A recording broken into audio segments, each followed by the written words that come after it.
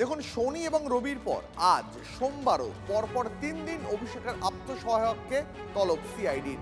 আজ আবার অভিষেকের আত্মসহায়ক সুমিত রায়কে ভবানী ভবনে ডেকে পাঠানো হয়েছে। দেবরার মামলায় ভবানী ভবনে তলব করেছে সিআইডি। চাকরি দুর্নীতি এবং জমি কেলেঙ্কারি মামলায় গত দুদিন সুমিতকে ম্যারাথন জিজ্ঞাসাবাদ চালিয়েছে সিআইডি।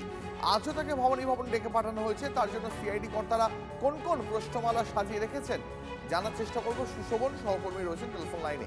সুশোভন, দেখো, এখনো পর্যন্ত যে ডেবরায় যে চাকরি দুর্নীতি যে অভিযোগ এসছে সেই অভিযোগের ওপর নির্ভর করেই কিন্তু পুলিশ তদন্ত করতে চায়। সেই জন্য আজকে দুপুর 11টায় ভবানী ভবনে সুমিত রায় তাকে ডাকা হয়েছে। খুব স্বাভাবিকভাবেই কিন্তু তার এটা হলো প্রথম হাজিরা এই চাকরি দুর্নীতি মামলায় ডেবরার থানার ঘটনায়। সে যখন আসবে তাকে মূলত যে প্রশ্নগুলো রয়েছে সেটা হলো যে অভিযোগ উঠছে তার বিরুদ্ধে সেই অভিযোগের সত্যতা তদন্তকারীদের কাছে বেশ কিছু তথ্য রয়েছে, সেই তথ্যগুলোকে সামনে রেখে সুমিত রায়কে জিজ্ঞাসাবাদ করা হবে। আর যে প্রসঙ্গে তুমি কথা বলছিলে যে একেবারেই তাই, এর আগে অর্থাৎ শনিবার 10 ঘন্টা এবং রবিবার 8 ঘন্টা, প্রায় 2 দিন মিলিয়ে 18 ঘন্টা কিন্তু শালবনী থানার যে ঘটনা, যে একেবারে যে ঘটনা, সেই ঘটনায় কিন্তু জমি কেলেঙ্কারিতে তাকে ডাকা হয়েছিল।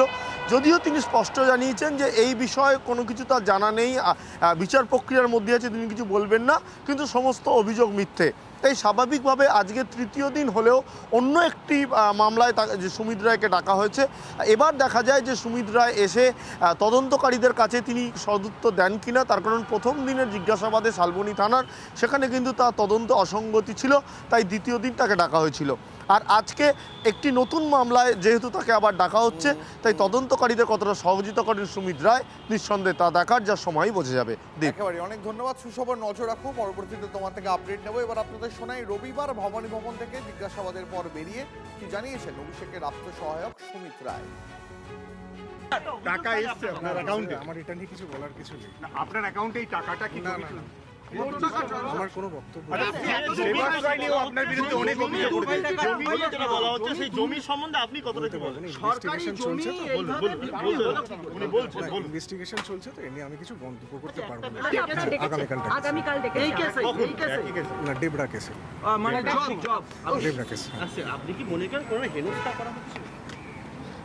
হতে পারে, কিন্তু আমি এই নিয়ে কোনো মন্তব্য করবো না। আপনি কোর্টেও এতদিন তো কলকাতাতেই বিচারাধীন, ছিলেন? কোর্টে বিচারাধীন, তো আমি সব কিছু মন্তব্য করতে পারবো না। আপনার খোঁজে তদন্তকারীরা বিভিন্ন জায়গায় গেছে, পাচ্ছিল না। আপনি ছিলেন কোথায়? কলকাতার মধ্যে? এদিকে আশেপাশে ছিলাম। বন্দ্যোপাধ্যায়ের বাড়ির দরজার তালা পর্যন্ত ভাঙা দেখা না, আমি আর এটা নিয়ে কিছু বলতে পারবো না। সেবাস রয় নিয়েও আপনার বিরুদ্ধে অনেক অভিযোগ উঠেছে, এটা নিয়ে কি বলবেন? সেবাস রয়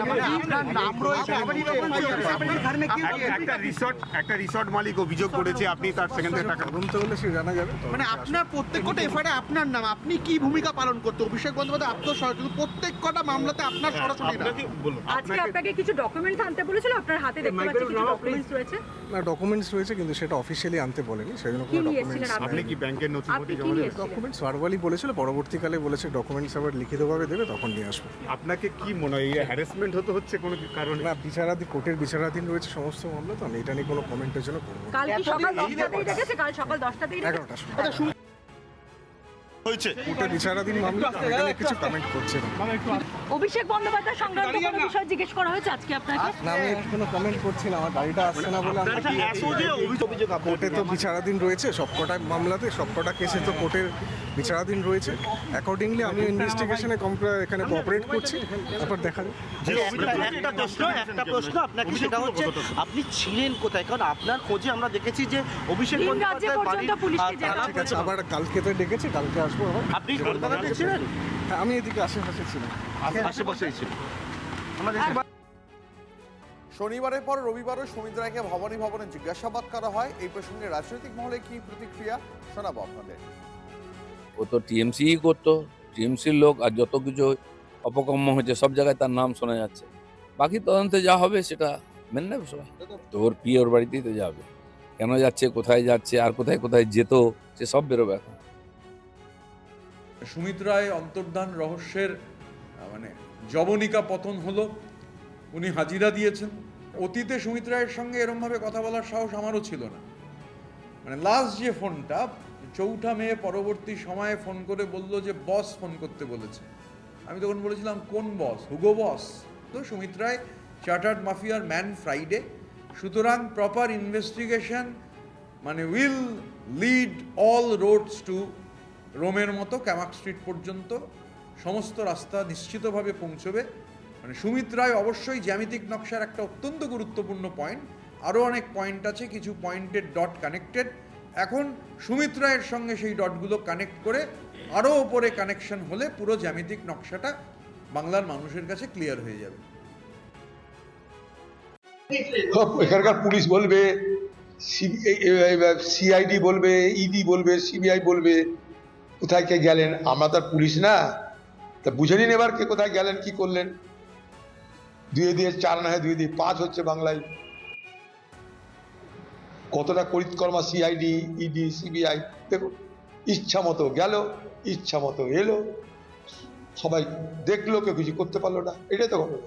অভিযোগ তো করছে, কিন্তু এই আমি দেখছি অভিযোগ করে অনেককে গ্রেপ্তার করছে। তারা কেউ 10 দিন, 15 দিন, 20 দিন, 1 মাসে বেল পেয়ে যাচ্ছে। কনভিকশন তো দূরের কথা। তাই বিজেপি সরকারের গ্রেপ্তারের আমি কোনো গুরুত্ব দিই না। শনির পর রবিবারও যুব তৃণমূলের গাড়ি নিয়েই ভবানী ভবনে পৌঁছন সুমিত রায়। সুমিত যে গাড়ি নিয়ে ভবানী ভবনে যান সেই গাড়ির রেজিস্ট্রেশন যুব তৃণমূল কংগ্রেসের নামে, ঠিকানা কালীঘাটের 30B হরিশ চ্যাটার্জি স্ট্রিট। প্রশ্ন উঠছে, তৃণমূল কি তাহলে এতদিন ধরে জানতো যে সুমিত কোথায় লুকিয়েছিলেন? দলের নামে রেজিস্টার করা গাড়িতে হাজিরা, তাহলে কি দলের নির্দেশেই জেরার মুখোমুখি সুমিত রায়?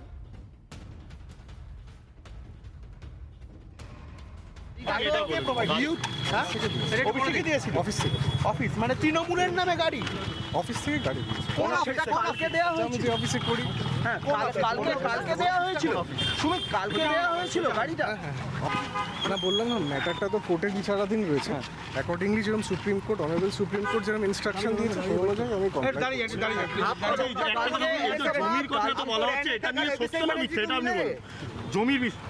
না, এটা মিথ্যে, এটা সত্য নয়।